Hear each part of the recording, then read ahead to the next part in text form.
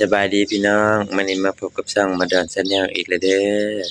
มาดอนพาให้พี่น้องกดไลค์กดแชร์กดติดตามให้บ่ดอนเด้อมื้อนี้บ่ดอนสิได้ไปสัมภาษณ์เนาะสัมภาษณ์หมู่ที่มาจากกรุงเทพเนาะว่าเพิ่นเฮ็ดงานจักปีได้หยังแหน่เนาะแล้วก็เป็นจังใดเนาะได้อยู่ไทยชีวิตการอยู่ไทยเป็นจังใดไปเบิ่งกันเลยเหตุงานยังอยู่ไทยส่วนตัวข้าวเหตุสวนนกเฝ้าตัวหันหนาวเหตุสวนนกเฝ้าเต้คือสมุนข้าวอ๋อได้เดือนเท่าใดเดือนละ11,000กินอยู่น้ำเพิ่นบ่เลยได้เดือนละ11,000เนาะกินอยู่น้ำเท่าแก่ทุกอย่างไปไทยได้จักปีเลยไม่เชียว5 ปีแล้วโอ้5-6 ปีหมดบ่ได้เงินเก็บแม่นบ่แต่ก็ได้เฮือนเนาะได้เฮือนกับที่ดินเด้อพี่น้องเอ้ยไม่เชียวบ่ได้เงินเก็บได้แต่เฮือนกับที่ดินโอ้ยจำนั่นก็เอาเลยเนาะชื่อเท่าไหร่นะเงินฮะ300 ล้านโอ้หาเงินอยู่ลาวสิได้300 ล้านเนาะที่เป็นเงินไทยเท่าไหร่ยังแม่จะตาเล็บว่าโอ้3แล้วเงินเป็นเล็บเฮ็ดตาเล็บแห้ง300 ล้านตีเป็นเงินไทยก็ประมาณ4แสนปลายอยู่เด้เนาะ4แสนกว่าบาทเนาะ4แสนปลายโอ้ย 3-4 ปีก็เอาละซำนี้เนาะปลายกว่าบาทแล้ว4แสนปลายพี่น้องเอ้ยเพิ่นมาแต่ไทยเด้อนี่เด้อแม่เสี่ยวได้นี่เด้อเพิ่นทำงาน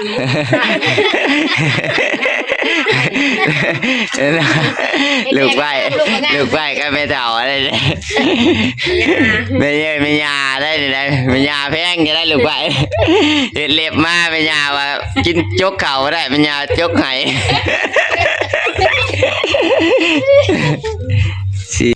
นี่เด้ออันนี้ก็คือหมู่บ่ดอนเนาะมาแต่ประเทศไทยเนาะเมื่อวานนี่เนาะเพิ่นนั่งรถตู้มานั่งรถตู้เนาะนั่งรถตู้มาไอ้นี่เมารถตู้มาเนาะค่าไอ้รถทัวร์ก็ประมาณ 700-800เนาะแต่ตอนนี้ค่ารถตู้มาเท่าใดคนละ 2,000รถตู้มาคนละ 2,000ปีกายนี่เนาะบ่ดอนมาค่ามาช่วงเทศกาลนี่แม่นบ่ได้เสียเงินเนาะแต่ตอนนี้เพิ่นมาก่อนเทศกาลก็เลยได้เสียเท่าใดค่าสงวนชิดเท่าใด200เนาะแต่ถ้าปกติแล้วมา 1,200 แม่นบ่แม่น 1,200มา 1,200แต่ตอนนี้มาเทศกาล200เด้อเราอยู่ไทยเขาก็เอา200อยู่ลาวได้ใช้200พี่น้องค่าน้ำมันมาแม่ย่านี่ตอนแม่ในเรื่องพักค้า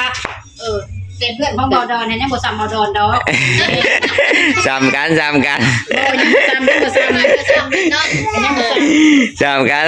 โอ้ยมันแล้วแต่อันนั้นเด้การไปกันมาเพื่ออันนี้เขาก็ไปอันโนล่ะจังหวัดสิลื่นรถบ่ล่ะโอ้ลื่นได้โอ้ลื่นเลย300เนาะเฮาเฮ็ดได้เฮาบ่ได้หลายปานนั้นตัวได้เท่าไหร่ป้าเป็นเงินดีๆเพื่อนล้านเดียวล้าน3ไม่ได้เพื่อนไง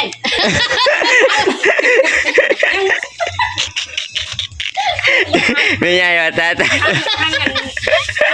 จุดยังหาอยู่ไม่ใช่ว่าแต่ขับรถกับบ่ได้ร้ายเลยเนาะไม่ใช่ว่าแต่ว่า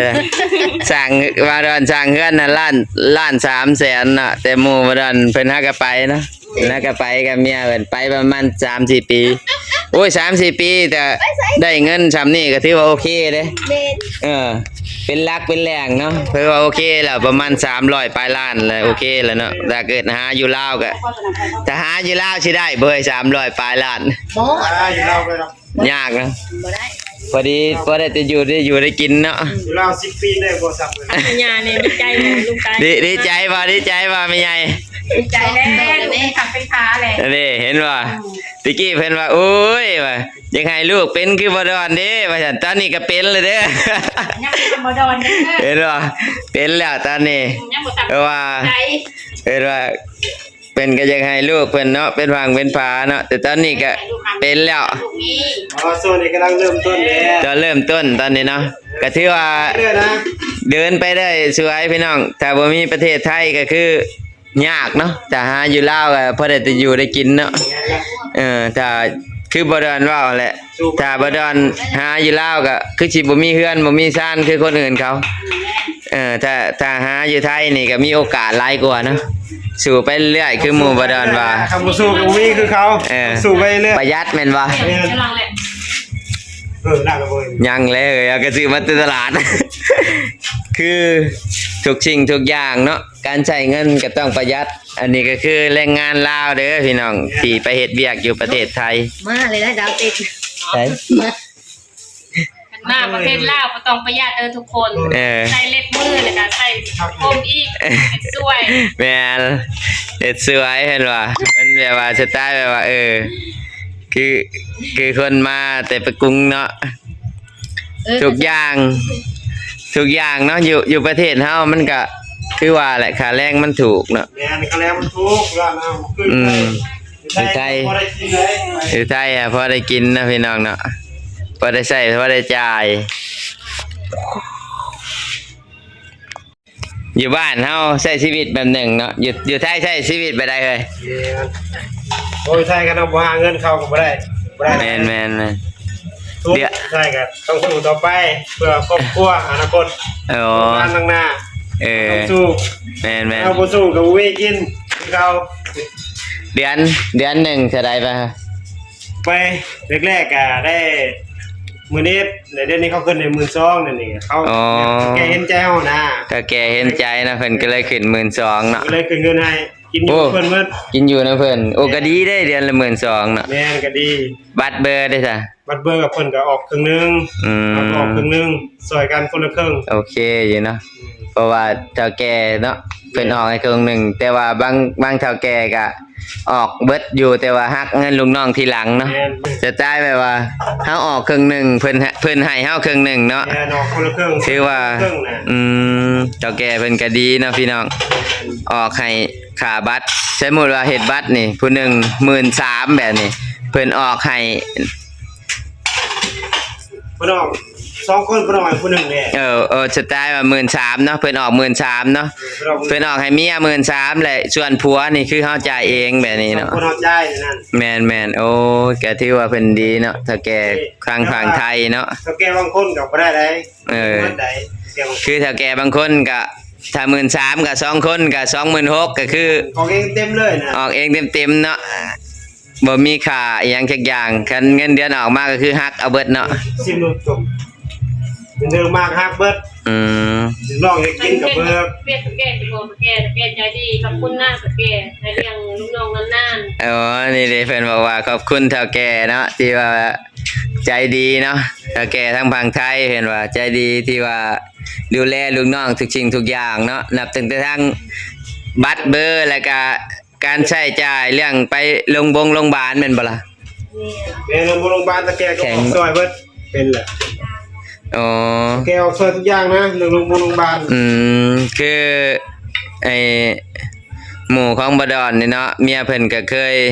เกิดอุบัติเหตุเนาะแบบว่าเพิ่นเฮ็ดอยู่สวนเนาะเพิ่นมีตัดหญ้าแล้วก็มาขีนกระเด็นใส่คิ้วเนาะไปยิบประมาณ10เข็มเนาะหมู่บ่ดอนว่า ตกตึกเบิดนึง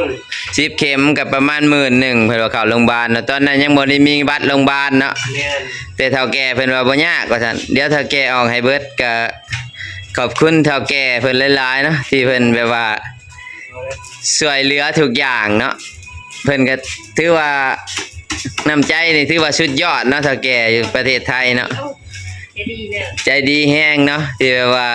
เพิ่นบ่ได้แบบว่าเพิ่นบ่ได้นับว่าเฮาเป็นลูกจ้างหรอกเนาะเพิ่นแบบว่าเพิ่นดูแลเฮาทุกอย่างพี่น้องอันนี้แหละพี่น้องสาเหตุที่คนลาวเฮาหลั่งไหลเข้าประเทศไทยเนาะ เพิ่นเป็นคนใจดีเนาะเฒ่าแก่เนาะบางคนก็ออกเงินให้ก่อนอยู่ก็ถือว่าเพิ่นก็ใจดีอยู่เนาะแต่ว่าบางคนก็เฒ่าแก่บางคนก็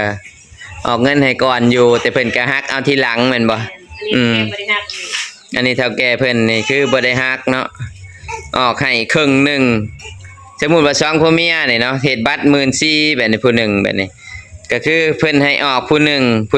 14,000ออกให้ผัวซะ14,000แล้วส่วนเมียน่ะเฒ่าแก่เอาให้แบบนี้14,000เนาะถือว่าเพิ่นก็ดูแลลูกน้องดีเนาะพี่น้องเนาะอันนี้เพิ่นก็มาแต่ไทยเด้อมื้อนี้หมู่บ่ดอนมาแต่ไทยเนาะก็เลยโดนๆพบกันเทื่อหนึงพี่น้องอุ้ยลูกโดนพบกันเทื่อหนึงเนาะก็เลยมาพากันมานั่งกินต้มเป็ดกันเนาะบ่ดอนก็ได้มีโอกาสได้มาสัมภาษณ์หมู่เนาะว่าบ้านเมียเพิ่นก็อยู่ต่างแขวงเนาะพี่น้องอยู่แขวงได้ก็ แข่งลงบาง แขวงโลกพะบางเนาะไกลจากบ้านบ่ดอนก็หลายกิโลเด้พี่น้องนั่งรถก็ประมาณเกือบคืนหนึ่งเนาะ เส้นหนึ่งแล้วก็มือหนึ่งอีก คืนหนึ่งแล้วก็มื้อหนึ่งก็ฮอดไปไทยพี่น้องเอ้ย นั่งรถเมื่อบ้านเมียน่ะจากบ้านนี่คืนหนึ่งเนาะแล้วก็เอาหอมห้วยแล้วก็เอาอันถั่วดินห้วยแล้วก็ออกไปกินแล้วแหละบางนาวปาดไปแล้ว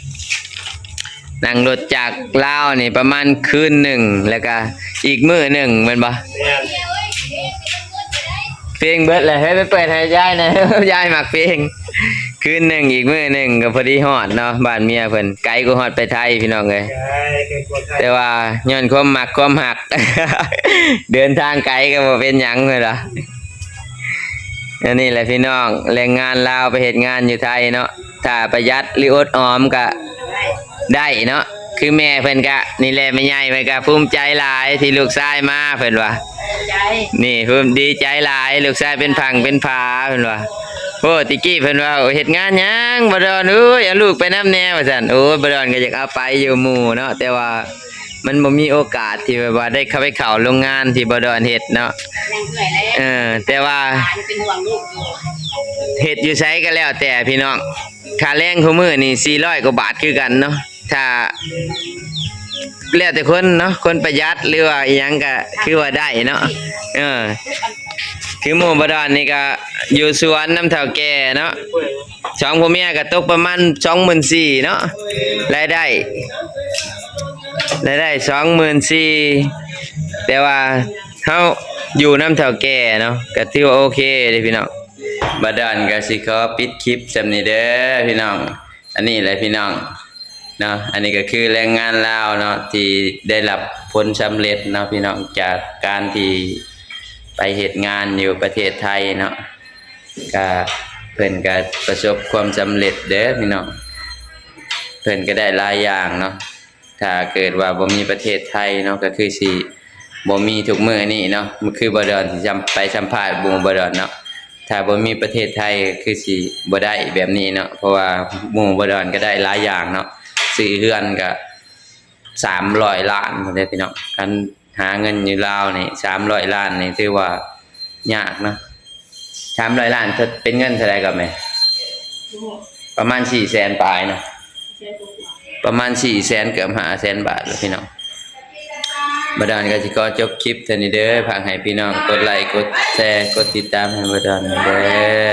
บ๊ายบายสวัสดีครับ